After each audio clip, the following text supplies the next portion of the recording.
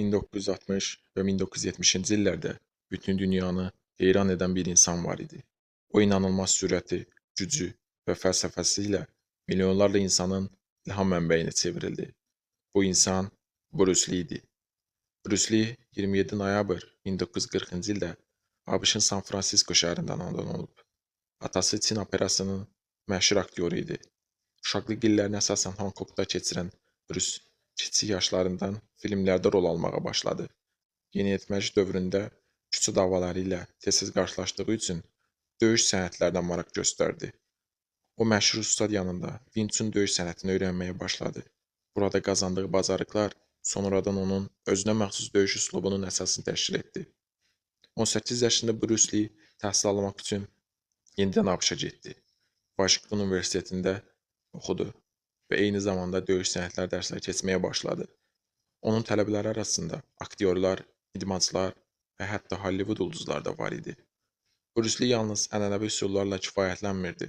O hesab edirdi ki, döyüşçü yalnız bir məktəbə bağlı qalmamalıdır.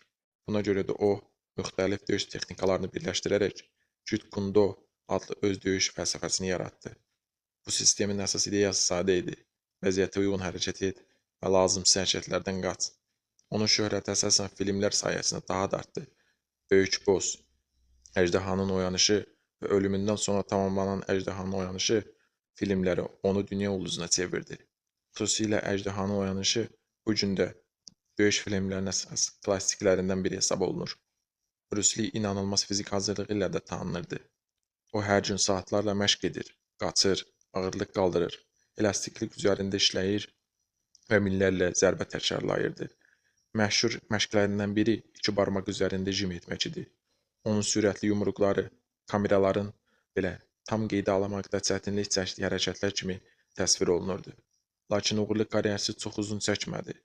20 iyul 1973-cü ildə Bruce Lee cəmi 32 yaşında vəfat etdi. Onun ölümü bütün dünyada böyük səs-küy yaratdı. Rəsmi araşdırmalara görə ölümünə beynində yaranmış ödəm səbəb olmuşdu. Bununla belə, illər ərzində onun ölümü ilə bağlı müxtəlif fərziyyələr irəli sürülsə də, onların heç biri sübut edilməyib.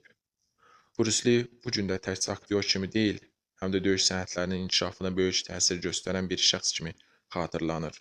Onun məşhur sözlərindən biri belədir: "Su kimi ol." Bu fikir dəyişən şəraitə uyğunlaşmağın və çevik düşünməyin vacibliyini ifadə edirdi.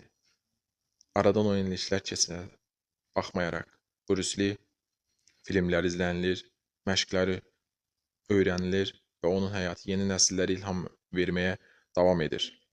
O sübut etdi ki, intizam, zəhmət və davamlı inkişaf insanı əfsanəyə çevrilə bilər.